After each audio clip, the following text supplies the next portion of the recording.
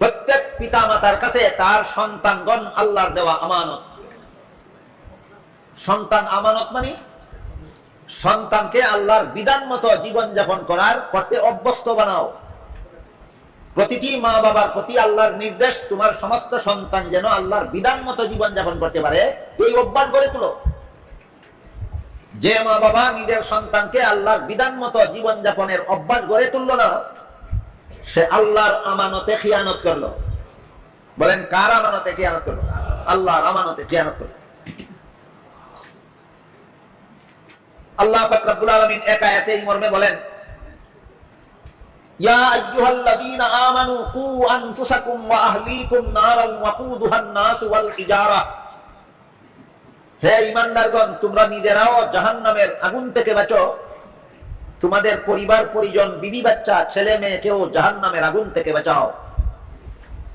প্রতিটি মুসলমান মা বাবার উপর আল্লাহর প্রথম বিধান হলো জাহান্নামের আগুন থেকে নিজে বাঁচো।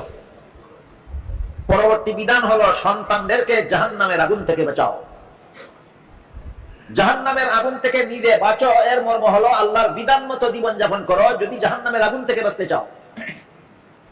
সন্তানকে জাহান্নামের আগুন থেকে বাঁচাও, এর মর্ম হলো সন্তানকে আল্লাহর বিধান মতো জীবনযাপন করতে অভ্যস্ত বানাও যদি সন্তানকে জাহান্নামের আগুন থেকে বাঁচাতে চাও।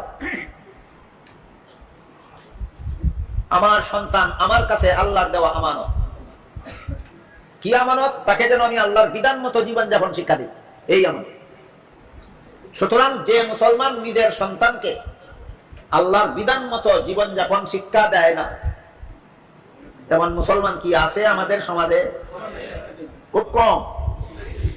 না, হাজারের মধ্যে 999 জন। আমাদের সমাজে বসবাসকারী মুসলমানদের প্রতি 1000-999 জন মা বাবা নিজেদের সন্তানকে আল্লাহর বিধান পালনের অভ্যাস গড়ে তুলে না, শিক্ষা দেয় না। কার আমানতে খিয়ানত করলো? আল্লাহর আমানতে খিয়ানত করলো।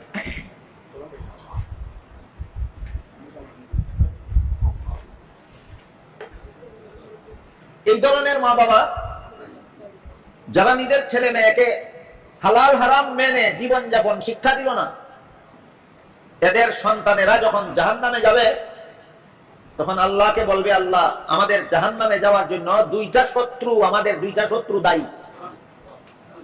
আমাদেরকে বেনমাজি বানাইছে দুইটা শত্রু, আমাদেরকে হারাম উপায়ে জীবনযাপনের অভ্যাস বানাইছে দুইটা শত্রু। একটা শত্রুর নাম মা আর একটার নাম বাবা। এই দুইটা শত্রুকে আমাদের চোখের সামনে শাস্তি দাও, যেন মনকে সান্ত্বনা দিতে পারি। আল্লাহর আমানত খামখেয়ালির ব্যাপার নয়।